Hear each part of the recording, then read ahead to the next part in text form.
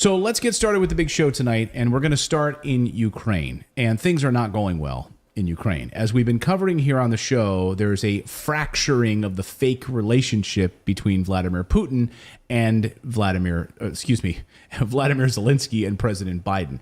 It's like a trio. You know, you can't keep them all, keep track of them, all of them. So over the past 24 hours, we've seen European Union leaders going on like an apology tour, and they're they've flown in. They didn't fly in. They actually took a train. I mean, the rail infrastructure is fantastic in Europe. So they actually took a train into Kiev to meet with Vladimir Zelensky, a number of European leaders. And as Reuters is reporting this afternoon, EU leaders visit Ukraine after criticism and offer European hope. Now, this criticism, remember, they got in sort of like a shouting match back and forth. So what happened is you had Olaf Scholz, you had Emmanuel Macron, and you have Mario Draghi from Italy give this little world tour where they drove in to Ukraine to hold talks with Zelensky, basically saying, hey, don't worry about it. We are going to continue to support you. We've taken in over 800,000 refugees in Germany, says Olaf Scholz. We're going to continue to support Ukraine as long as it needs. You also saw Olaf Scholz flying into Serbia the other day, remember, where he was pressuring Serbian President Vučić to make sure that they're going to sanction Russia. So they are going full court press to try to make sure that Vladimir Zelensky is happy. But the same thing can't be said of what's happening from President Biden and actually some other NATO allies, which we'll get into in a second. So they have this sort of fake relationship, right? This sort of puppet relationship. I mean, is it fair to say, like, you're not really a friend if, like, we tell you everything to say, right? If we put you in a place and we tell you what to say and we feed you talking points and we're giving you everything, that's not really a friendship. Right? That's kind of, I mean, you're a puppet, basically, is what you are. So here's the Daily Beast front page. Judgment Day is coming for Zelensky. That's the front page of the Daily Beast. And let's go through this article a little bit because really interesting. Which let's point out this is a left-leaning rag. Mm-hmm. Yeah, we should point out, like, the Daily Beast, let's be honest, is pretty awful. And they do hit piece after hit piece on conservative journalists. So they are absolutely a left-leaning rag. And if I'm not mistaken, because back in my day, I knew some people from the Daily Beast when I was an anchor in New York City.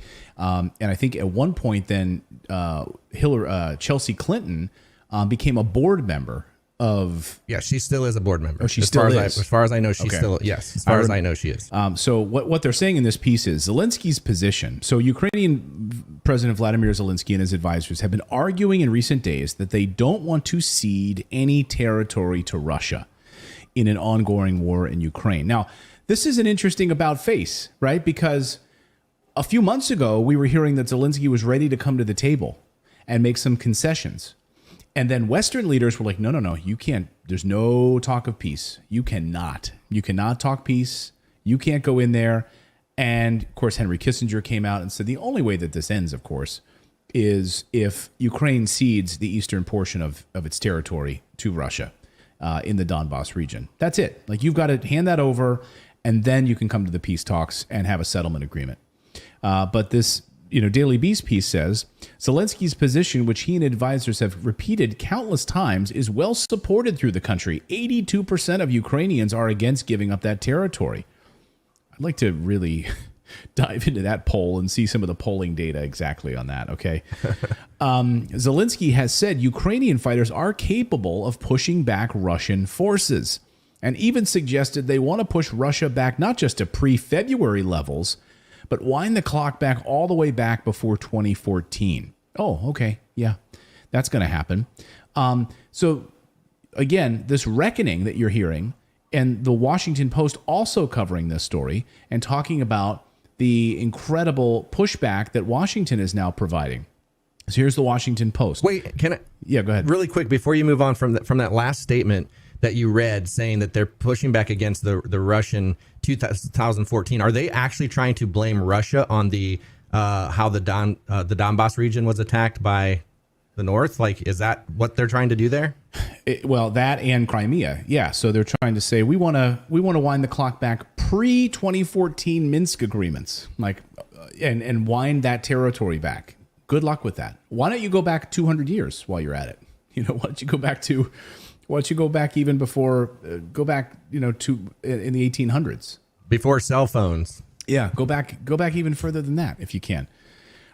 So they are right now facing this new reality where Zelensky, he's going to be back at the negotiating table.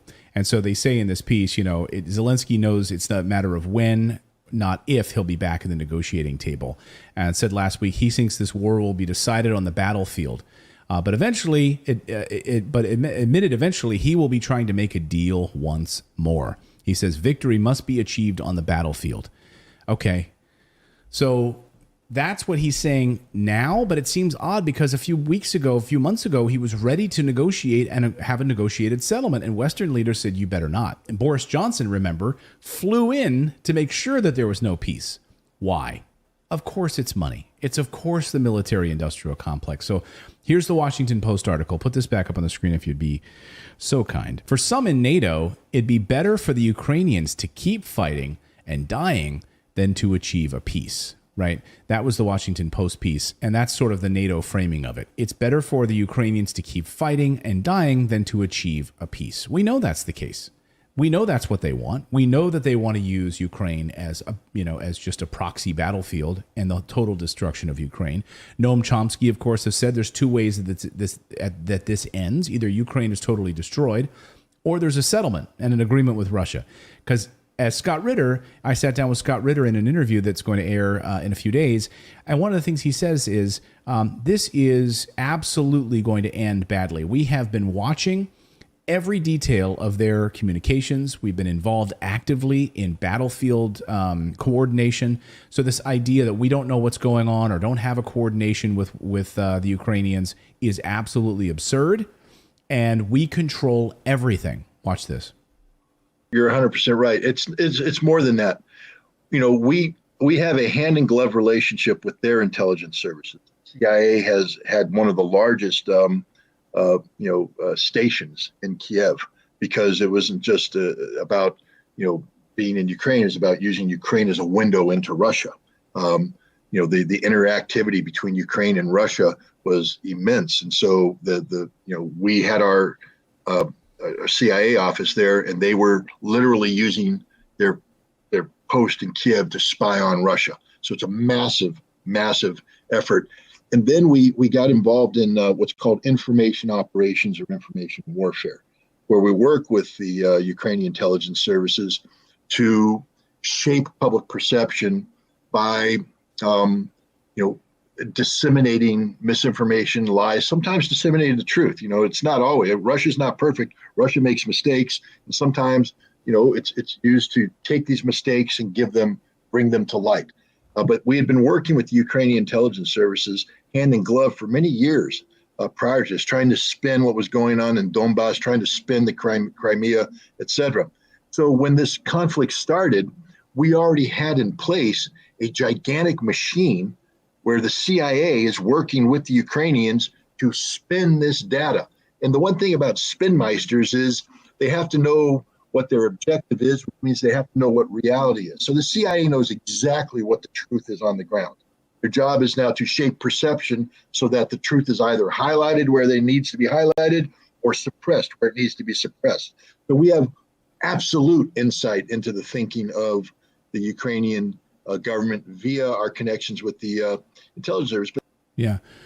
So we know exactly what's going on there, and we've been absolutely working with them hand in glove for years, going back, even prior to 2014. So the only way this ends is with the total destruction of Ukraine or a peace agreement where Ukraine gives up the eastern belt of the country. Now, I sat down with Kevork Almassian, who's a journalist who's been in the Donbass region, and he says Russia just needs that eastern belt section, and it's absolutely game over. And we can stop talking about this being an endless battle, and we're going to push back pre-2014 levels. It's a joke. Listen to what Kevork has to say about this. First of all, Russia is not going to lose this war. And anyone who says Ukraine is winning, they don't know anything about the war. They don't read maps. If you check the map of the control over Ukraine, you know how Russia is grabbing the land in order to turn Ukraine into an inland. so it will deprive Ukraine from its geopolitical importance. Russia doesn't need to occupy Ukraine. They just need to occupy from Donetsk, the Donbas region, okay, all to Mariupol and all the way to Odessa, just the belt. And when they do that, Ukraine is irrelevant. They will lose their geopolitical importance, and they will lose the wheat. And this is very important. The food security that we were talking about. So after this war, Russia will be in control of like a very big share of the energy and a very big share of the wheat. So it will have Russia will come out of this war stronger, and those who will pay the heaviest price are the European countries, and especially Germany. Especially Germany.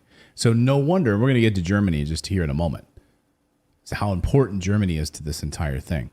So you have this back and forth now where the White House, and you see Western intel, you see little newspapers starting to throw Zelensky under the bus, saying, you know, that they're failing. They're eventually going to have to come to the peace table, which is interesting because all of those Western rags a few weeks ago were saying this, no, they need to fight. We need to send more weapons. We need to send more weapons. So there's this weird like dichotomy unfolding right now where you have European leaders taking a train, getting into, arriving in Kiev and saying, hey, we are with you. We are with you. We're going to continue to funnel weapons here. So here's the Biden. Well, and one thing too, really quick, is just like people need to understand that this was, everybody calls it a Russian attack on Ukraine. Understand that if Russia would have actually wanted to attack Ukraine, they could level Ukraine. So this was a liberation. They only want to liberate people that want the ethnic speaking Russians in the Donbas region and the Beltway area. So this is a liberation because, like I said, if they decide that they're going to go in and they're going to think they're going to attack Russia, then you're right, they will get destroyed. But the thing is, like, it's been painted as that's what it is. It's been painted that Russia has attacked Ukraine, but that is not the case. Yeah, and so of course you have that. You know, Russia calls it a special operation, and there's of course the debate in the Western media. You know, where did this begin? Of course, if you go back to 2014, that's where it started. So the White House today, once again, here's a statement from President Biden calling for the additional support for Ukraine. So let me just read through this. I informed, this morning I spoke with President Zelensky to discuss Russia's brutal and ongoing war against Ukraine. I reaffirmed my commitment that the United States will stand by Ukraine as it defends its democracy and supports its sovereignty and territorial integrity. So now they're going back on this once again to remind us all. And it says, I informed Zelensky that the United States is providing another $1 billion in security assistance for Ukraine, including additional artillery and coastal defense weapons and ammunition for artillery and rocket systems.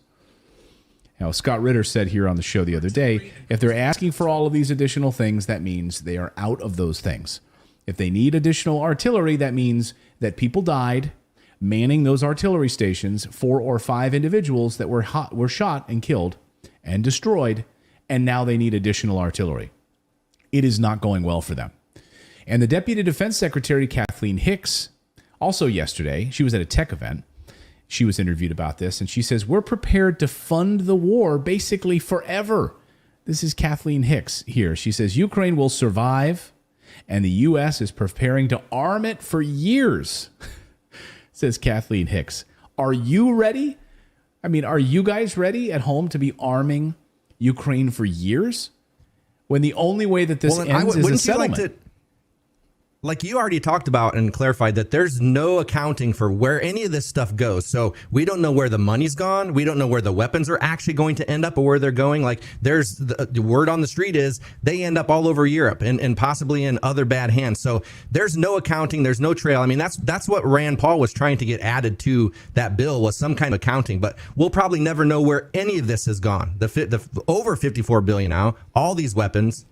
No, as we've covered here on the show, yeah, I mean, we've talked about the black market that has now emerged. So there's a very robust black market for selling American weapons. We showed you the websites. We showed you, it's like an eBay for the dark web where you can actually go and buy our Javelin missiles if you want. $30,000 starting bid for one of our Javelin missiles that we just sent them for free $30,000 starting bid just to buy some of those. And then not to mention Stingers and other weapons and heavy weapons and guns and ammunition and everything else.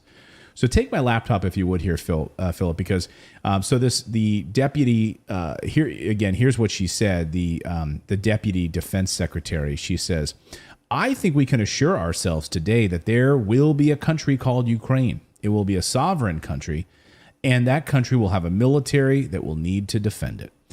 And also, as we look ahead, we're thinking through what are the kind of capabilities that the Ukrainians need to protect themselves over the long term. So what does that mean, right? I mean, because we just announced an additional long-range artillery, helicopters, heavy weapons to Ukraine as part of that $700 million arms package. But we're looking now 5, 10 years, or 20 years in the future. So as Americans can't pay their bills, you can't buy food, you can't pay for gas, we're looking 20 years into the future. Like, that's how far the Pentagon is thinking about Ukraine right now. And so, again, this... Well, it's just another money funnel for like Afghanistan. They're like, Afghanistan's gone. Where can we funnel money? Oh, we were already funneling money into those labs. Let's just do Ukraine. They're a corrupt government. We can probably do some good stuff there. Yeah, I mean, and we predicted this, didn't we, on the show? I mean, we knew that this is exactly what a proxy war is, right? It's we're going to carry out an endless war against Russia. Our goal is to sort of grind down Russia so that they are sort of squeezed into submission over 10, 20 years. That's a new form of a Cold War that we want with Vladimir Putin. It's I don't know, working. though. Like, when Philip brought up that point, like, at what point does it become no longer a proxy war? Because we're providing the weapons. Some U.S. soldiers actually got captured by Russian soldiers the other day. Yeah. So is this really a proxy war? We're providing all the weapons. We're telling them what to do. We're actually, like, our generals are talking to Zelensky and saying, hey, you should do this. So, like, at what point does it stop being proxy? I know. I guess we can get into semantics. I guess if we had like a land invasion of U.S. infantry, I guess that's when it's no longer a proxy war. But, in the stages of modern warfare, does that even matter anymore? We're sending drones, we're sending helicopters, we're sending heavy weapons, we're sending everything else. We are literally working with them hand in glove, giving them intelligence targets and GPS coordinates and everything else. So what more do you need? We and I love that she said in that piece, she said their sovereignty. They're not sovereign and they're not a democracy. We're basically running the show over there. So what sovereignty, what democracy are you talking about? And it's like if a United States bomb hits a Russian target, right? The bomb that Zelensky had and he shot, he didn't even pay for it because we've sent him that for free. So isn't that still our bomb being shot at them? So it's like we're still in there because would it be different if Zelensky actually purchased the bomb? Like, okay, so they purchased it. Now Ukraine owns it. So technically it's not a U.S. bomb at that point, but they haven't purchased anything. Well, no, and a lot of it, if they have, it's done on debt, right? So they're actually in debt now to the United States, and so they're in debt to the United States to buy weapons, to have extra money funneled into that country.